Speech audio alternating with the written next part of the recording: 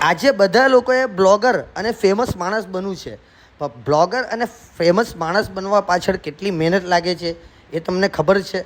જે રીતના આપણે વિડીયો બનાવે છે, તો સૌથી પહેલાં તો મેં મારા ફાર્મ હાઉસ છે તેના વિડીયો બનાવું છે, જેનું મેં બિઝનેસ કરું છું. તો મેં ખેતી પહેલું સૌથી પહેલાં તો મારો બિઝનેસ છે તે કરું છું. તેમાં ખૂબ મહેનત લાગે છે, જે મારા ખેડૂત ભાઈઓને ખબર જ છે આમાં કેટલી મહેનત છે.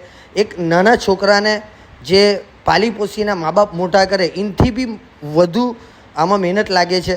તો આપણા ખેડૂત મિત્રોને આ વિશે તમે માહિતી લઈ લેજો. કોઈ દિવસે ને એક દિવસે ખેતરે જજો તો તમને ખબર પડશે કે કેટલી મહેનત લાગે. પછી બીજું કામ છે આપણું ટ્રાવેલ લાઇનનું.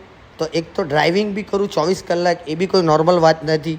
પછી ત્રીજું કે લાઈફમાં આપણે કોઈ પાસે હાથ ન ફેલાવી, પોતાના મહેનત લગનથી આગળ વધે. લાઈફમાં એવી કોઈ વખત વસ્તુ આવી બી જાય છે કે માણસને બહુ મોટી મુસીબતો આપદામાં નાખી જાય છે, ત્યારે જરૂર પડી બી જાય છે. એટલે એનો ગુરુર નહીં કરવું જોઈએ. પણ લાઈફમાં તમારે આગળ વધવા માટે ગામો ગામ આજે મેં જોઈ રહ્યો છું કે મને જોઈને લોકો બહુ કોપી કરવાની ટ્રાય કરે છે, અને બહુ લોકો અલ્હમ્દુલિલ્લાહ બહુ સારી વાત છે. તો જે રીતના આપણું પહેલું તો ખેડૂતનું કામ છે, બીજું ટ્રાવેલનું કામ છે, ત્રીજું કામકાજ છે જે લોકોની સેવા કરવા આપણે ઘેરે ઘેર પહોંચીએ છીએ. અને એક નાનું ચેનલના માધ્યમથી જે મારાથી મદદ થાય છે તે લોકોની કરું છું. તો રીતે આટલે ખેતી બી કરું છું. તો અમુક દિવસે મને મારા કામવાળા ન મળે, મારા ધર્મેશભાઈ જે એમ તો કાયમ હોય જ છે મારા સાથે, પણ અમુક દિવસે એમનું બી કામ હોય છે ને ન હોય તો મારે પોતે બી એના માટે કામ કરવા જવું પડે. તો મારા વાલાઓ, તમે વિડીયો બનાવો બહુ સારી વાત કહેવાય, પણ એના પછાડી બહુ મહેનત લાગે છે ફેમસ બનવા માટે.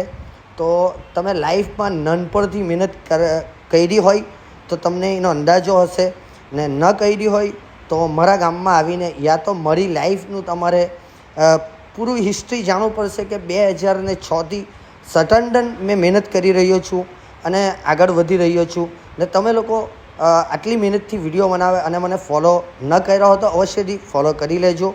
અને જેટલા લોકો મને જોઈને વિડીયો બનાવે, મને બહુ ખુશી થાય છે કે લોકો આજે ગામમાં મને જોઈને વિડીયો બનાવે છે. તો તમે મહેનત બી કરો, પોતાનું બિઝનેસ બી સેટઅપ કરો, ને પછી વિડીયો બનાવો, ને પછી આવી રીતના મમ પાકીને મળે છે.